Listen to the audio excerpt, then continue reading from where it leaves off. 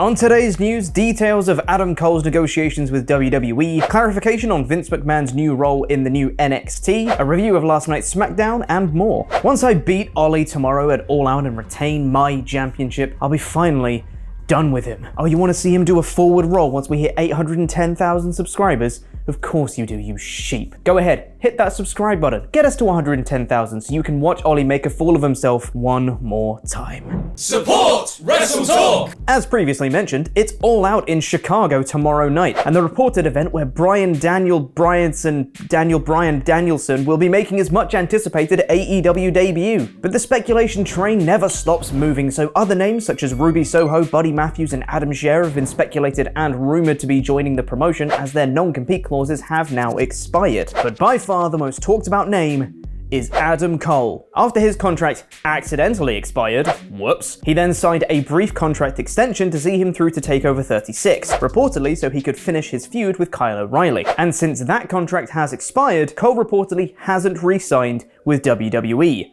Big whoops. Now some details have come to light regarding his negotiations with WWE, courtesy of Fightful Select, who say that before Cole's contract even came up, he made it very clear that he would be keeping his Twitch channel, something that was a big point of controversy within WWE late last year, as WWE introduced a new edict banning all their performers from using third-party platforms. This factor was reportedly non-negotiable to Adam Cole, to which the higher-ups in WWE reportedly weren't excited to talk with him about, as they knew they had no leverage over this fact. So whatever happens with Cole, it seems pretty certain he'll be keeping his Twitch, which means you'd think that signing with WWE would be less likely. Adam Cole to AEW confirmed. Someone else who seemingly doesn't need WWE is Finn Balor, who lost to Roman Reigns on last night's episode of SmackDown for the Universal Championship. In an interview with DAZN,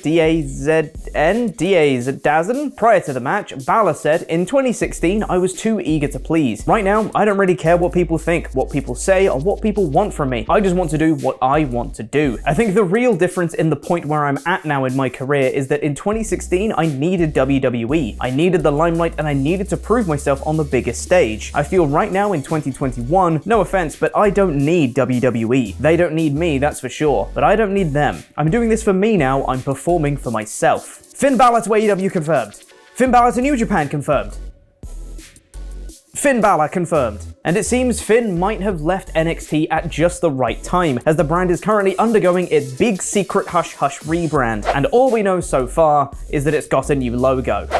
That's about it. There were originally conflicting reports about the level of involvement the main roster production crew would have in NXT, with some reports stating that it would be Vince McMahon and Bruce Pritchard hands-on, while others said it would largely remain as normal. There's been more clarification now in the Wrestling Observer newsletter, as there was reportedly a meeting held with NXT talent to say that reports stating that McMahon and Pritchard would be running the show were false. However, McMahon and his team, primarily consisting of Bruce Pritchard, Nick Khan, John Laurinaitis, and Kevin Dunn, will reportedly be more involved in making key decisions than they were before. Oh, you mean like releasing a bunch of NXT talent without the people who run NXT knowing?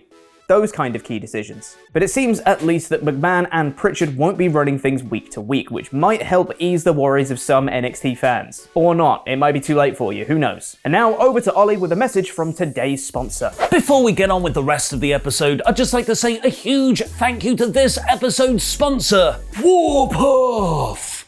That's me doing a spot-on William Regal impression. Warpath! Which you can download for free using our links below from the Google Play and Apple stores now. Wait, we're actually getting some breaking news from Warpath at the moment. Our military base in the English Channel is under heavy enemy attack. It's probably that goddamn Chopper Pete again. Quick, send that 5-star Defiant formation to reinforce. Don't worry, our Air Force is invincible. Warpath is a war strategy mobile game set in an alternate version of World War II, where you can command your well-armed tanks to run over other players' infantry regiments to destroy their bases, all while enjoying a nice cup of tea.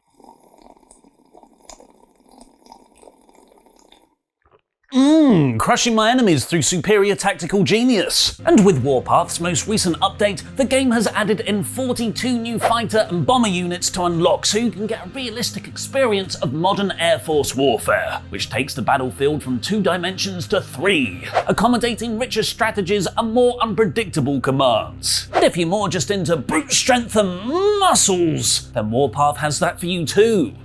from Brussels. Because Jean-Claude Van Damme is now an unlockable character in the game, who brings with him exclusive commanders, aircraft units, and undeniable 90s action movie sex appeal. Bonjour, a most pleasing report. The military base is held. Screw you, Chopper Pete!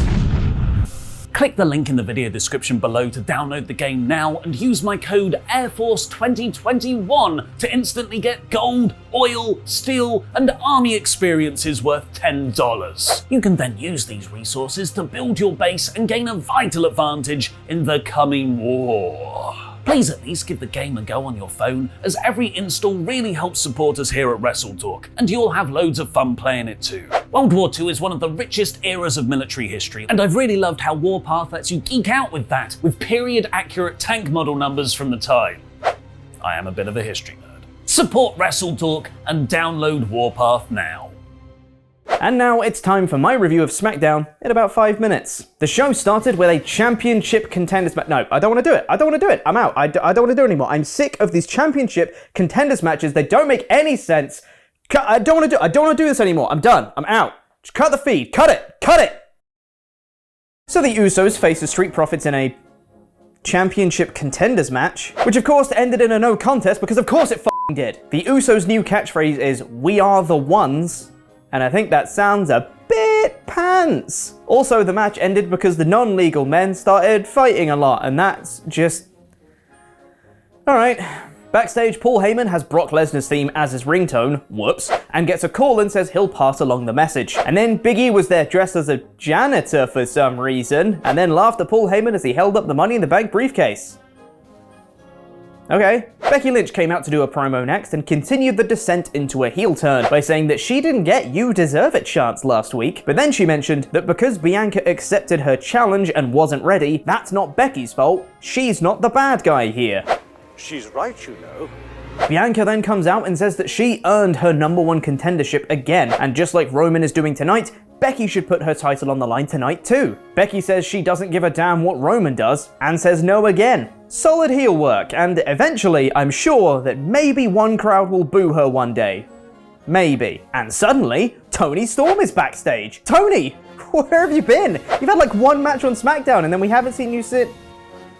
Oh, you're in a men's storyline with Dolph Ziggler. Storm said she's actually rooting for Boogs in his match against Ziggler next. Alright, but why aren't you wrestling though? The aforementioned Boogs vs Ziggler was next, and Boogs won in about 2 minutes with a lackluster pump handle slam.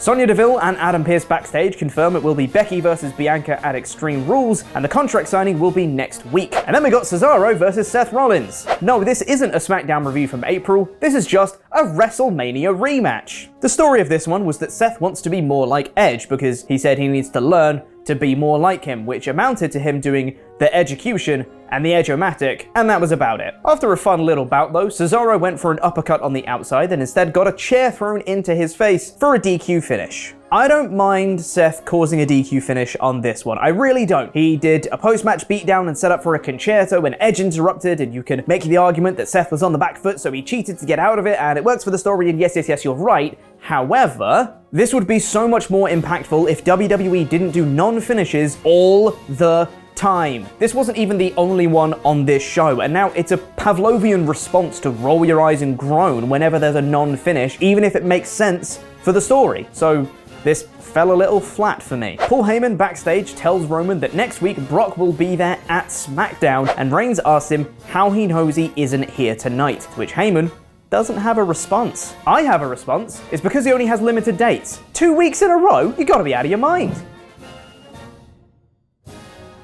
Thank you for being awesome pledge hammers on Patreon, the $100 Man, CD Horvath, and Mad Mac the Meat Father. You can get your own shout out by visiting us at patreon.com/WrestleTalk. Edge backstage says it's going to be Edge versus Rollins next week on SmackDown. Alright, though I swear to God, if Rollins wins, you are never going to hear the end of it, because it would just be the most uninspired, nonsensical 50-50 booking, and so after that, we got Happy Corbin on the KO show. I still like Happy Corbin, he's a proper dickhead, and to solidify his dickheadedness, he brought out Logan Paul as his special guest. Hey, I don't like Logan Paul, but at least this time they recognized he should actually be a heel. Paul played his role pretty well, being a proper dickhead to match Corbin's level of dickheadery. And after Owens looks like he's going to fight Paul, Corbin interferes and hits a chokeslam on Owens, and the two of them walk away laughing with all the money they have. I didn't hate it. And now, for your viewing pleasure, Carmella. She is there, and then Liv Morgan is also there, and says, seriously? And then the segment ends.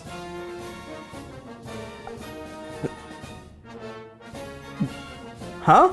Dominic Mysterio then faced Sami Zayn for the second week in a row, and for the second week in a row, Rey Mysterio was in the back because Dom needs to learn to do it by himself, apart from when he came down to ringside for the second week in a row. And then he accidentally kinda sorta distracted Dominic, but then got haluva kicked and lost for the second week in a row. This was essentially the exact same match as last week, but shorter and worse. Awesome. Sonya Deville brushed off Naomi once again, saying to speak to her next week, where I assume she'll tell her to speak to her again next week. Then we had the main event of Balor vs. Reigns for the Universal Championship, which was a really fun match. The Usos attacked Balor before the match with the ring steps, so Balor had a giant target on his ribs through the whole match, which Reigns didn't really take advantage of. I would have liked, psychology-wise, for Reigns to be targeting those ribs consistently, and I thought that it would have been setting up the spear to finish because, you know, ribs. But instead, Balor hit the Coupe de Gracie. I'm pretty sure that's how you pronounce it. But Reigns kicked out and went back to the old classic of hitting a low blow as part of the kick out. So then he locked in a guillotine and passed out Balor for the win. This was a really fun end to the show. And as Roman walked away, the lights went red and we heard a familiar heartbeat play. Demon Finn Balor is coming back. So that was the show. Let me know what you thought in the comments and by voting in our poll on a poll match on our community tab, where 61% of you voted for Demon Finn is coming back. I thought this show had a really good main event and a fun tease at the end, and the rest of the show was broadly fine. There wasn't anything that was terribly bad, just stuff that's the same old WWE time after time. So I guess it's a high 3, low 4, somewhere around that region. There is no Rampage review today as Tempest is currently in Chicago and watched the show live and will be there for All Out. I'm not jealous, you're jealous. But you can check out the WrestleTalk podcast channel where myself and Randy Andy Datson will be reviewing SmackDown and Rampage later today. And don't forget to install Warpath using our links below. Is Rise of the Foot Soldier Origins? You've got to say it properly. Rise of the Foot Soldier Origins. There you go. I mean, if that hasn't sold you on the movie at all. Only told you to blow the bloody foot soldier off. Oh wow. No, don't say that.